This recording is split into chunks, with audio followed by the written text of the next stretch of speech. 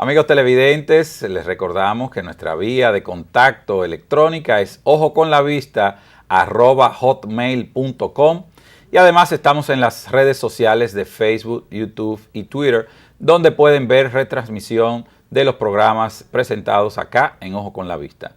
Nuestra invitada, la doctora María Matilde, quien nos está tratando temas sobre retina y trauma ocular. Doctora, antes de la pausa quedó una pregunta por formular y es: el paciente miope que se opera para dejar de usar espejuelos, ¿deja de ser miope y no tiene riesgo de presentar estas complicaciones de los desprendimientos de retina que usted ha descrito? Bueno, esa es una pregunta muy interesante y es muy importante entender que el miope va a seguir siendo miope. Lo ideal es que un miope, antes de operarse, sea evaluado, o sea, le sea evaluada perfectamente su retina para ver si no tiene algún factor predisponente. Por ejemplo, si se encuentra algún desgarro o algún agujero, hay que tratarlo antes de que se opere de la cirugía refractiva para que luego no se le vaya a desprender la retina y entonces esto se lo achaque directamente al procedimiento quirúrgico. Pero el miope sigue siendo miope. Entonces, el miope que se opera de cirugía refractiva se le puede desprender la retina.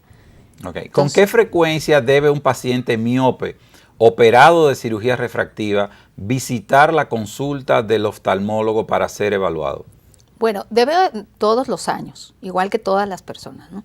Pero dependiendo si es un miope alto o tiene lesiones o ya se le hizo algún tratamiento en la retina, pues incluso puede ser hasta de 6 o 8 meses, pero normalmente es anualmente.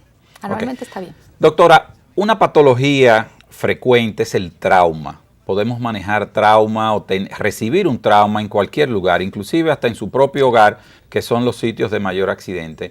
¿Cómo se clasifica y cómo se puede manejar estos accidentes que compromete el ojo y puede ser de una manera irreversible? Bueno, el trauma es una causa muy importante de pérdida visual. Sí, actualmente se considera que 19 millones de personas en el mundo tienen pérdida de visión unilateral por trauma, ¿sí? Pero también incluso hay casi 2 millones de personas con ceguera bilateral por trauma. Y es muy importante esto y me gustaría compartir un poco acerca de los estudios, de lo que hemos visto en el hospital donde yo trabajo, tengo la oportunidad de trabajar, que es el Hospital Cabral Ibáez de Santiago, que tenemos una cantidad de traumas. O sea, ahí nos llegan pacientes de 14 provincias y la mayoría de los traumas que nos llegan o son por violencia o son por accidentes de vehículo de motor, principalmente por motociclistas. Entonces es importante. Entonces nosotros tenemos traumas abiertos y traumas cerrados. En cuanto a los traumas abiertos, nosotros tenemos lo que es trauma abierto se considera cuando hay una lesión en todo el espesor del globo ocular, o sea, donde está involucrado una abertura. Entonces, nosotros podemos tener una herida de espesor total y entonces tener un trauma abierto. Fíjense que algo muy interesante es que la mayoría de nuestros pacientes, más de la mitad, tienen entre 30 y 44 años. O sea, entonces, esto es edad productiva. Edad productiva, o sea, gente que están en la plenitud de su vida y entonces llegan con un trauma, ¿no? Y si nos damos cuenta, el 41% de los pacientes, o sea, casi el total de los pacientes están de 15 a 44 años. O sea, que es muy importante. Son gente muy, muy joven.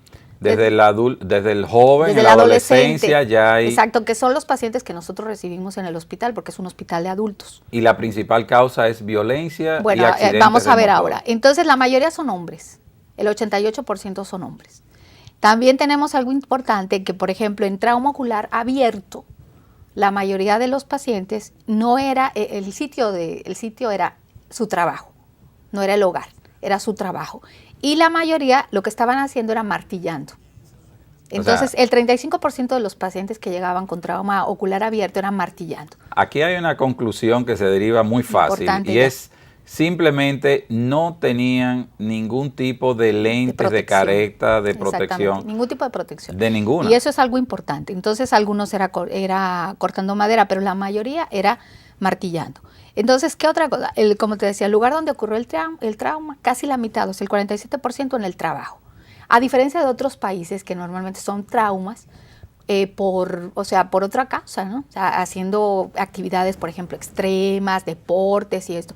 En el caso o en el hogar, muchas personas haciendo actividades en el hogar pueden tener un trauma. Aquí se derivan muchas cosas de esta información, y es que simplemente la parte laboral no está consciente de la campaña y la educación que deben de hacer en las empresas. Lo mismo, los dueños de industrias deben de exigir Exacto. a los empleados, inclusive en caso de que no usen una protección adecuada, pueden ser sancionados o denunciados a una secretaría de trabajo, porque esto genera un costo, no desde el punto de vista laboral, sino económico, las indemnizaciones, la visita al médico oftalmólogo, la falta de productividad. O sea, desde el punto económico y de medicina preventiva, epidemiología, esto es una verdadera carga. Sí, es una gran pérdida, es una carga, como tú dices, económica. Entonces, algo importante era que, por ejemplo, el tipo de objeto con el cual se lesionaban, normalmente era un objeto filoso, casi en más del 90%. Entonces, eso era lo que decíamos, no utilizan la protección adecuada, los lentes de protección para martillando. Entonces, ¿cuáles son las personas? Obreros de la construcción, obreros de industrias donde martillan, por ejemplo, torneros, mecánicos, torneros, etcétera, ¿sí? Herreros. Entonces, la mayoría eran laceración penetrante, o sea, como decía, una abertura, o sea, una herida del espesor total del ojo. Doctora, cuando se producen estas heridas abiertas, ¿existe algún riesgo que complique el manejo o los resultados de visión después de la cirugía? Sí, primero las complicaciones son muy graves. La primera es infección, lo que le llamamos endoftalmitis, una infección intraocular, y es devastadora, es muy grave. Y las visiones son malísimas, vamos a ver ahora. La mayoría, o más casi el 60% eran en la zona 3, o sea, en una parte posterior, o sea, que te involucra la retina y el vítreo, ¿no? Entonces, el tipo de cuerpo extraño, la mayoría era metálico, casi el 60%. Aquí vemos un ejemplo, ¿sí? de una herida. Entonces, esto es muy frecuente, ya a nivel hospitalario y todavía en la consulta privada. Nosotros tenemos casos de pacientes que por algo que consideran trivial, yo estaba puliendo, estaba limando o haciendo cualquier cosa, y una partícula que estamos hablando menos del espesor de un cabello, de la parte de una uña, puede dar al traste con una pérdida por completo y una ceguera irreversible en ese caso. Exacto. Complicando la parte laboral, porque estos pacientes que pierden visión o pierden un globo ocular van a tener una alteración de la profundidad que automáticamente le van a impedir realizar algún tipo de labor manual, mecánica, por esa pérdida de profundidad. No va a saber qué queda adelante, claro, detrás, arriba o abajo. Hasta para manejar y para estacionarse, o sea, no saben exactamente. Aquí vemos un ejemplo de un cuerpo extraño metálico, un pedazo de metal en el cristalino, y aquí vemos un pedazo de metal en la retina. En este caso hay que hacer una cirugía de emergencia, hay que tratar de extraer el cuerpo extraño. Y lo que tú comentabas, o sea, hay un riesgo muy grande de endoftalmitis. Aquí tenemos una ruptura del globo ocular importante, o sea, y las visiones muy malas. Los pacientes cuando llegan tienen visiones del 40% de 4:200 a PL, o sea, ceguera legal prácticamente. O sea, ya el paciente llega con una visión. Ceguera, y muchos de ellos, el 14%, llegan con no percepción de luz, o sea, con ya un ojo ciego por completo. Y terminan con visiones también muy malas. Aquí vemos lo que me preguntabas, cuáles eran las complicaciones más importantes. Tenemos endoftalmitis en un 16%, tenemos hemorragias en un 13%, catarata, o sea que sí que es importante. Entonces eso es en cuanto a abiertos. Ahora, en cuanto a trauma cerrado, y lo que explicábamos hace rato, un puñetazo, un golpe, ¿verdad?, en el cual el globo ocular se acorte bruscamente, ¿sí?, de atrás hacia adelante, de adelante hacia atrás. Hace un mecanismo de fuelle. Exactamente. De y entonces se ensancha en la parte transversal. Entonces vemos aquí ejemplos como el de la derecha, donde llegan los pacientes con una un edema en el párpado, un hematoma en el párpado, muchas veces una herida, hemorragia en la conjuntiva, en la parte anterior, igual gente muy joven. Si nos damos cuenta aquí, gente muy joven, o sea, la mayoría eran menos de 50 años, ¿sí? Más en hombres igual, o sea, el 87%.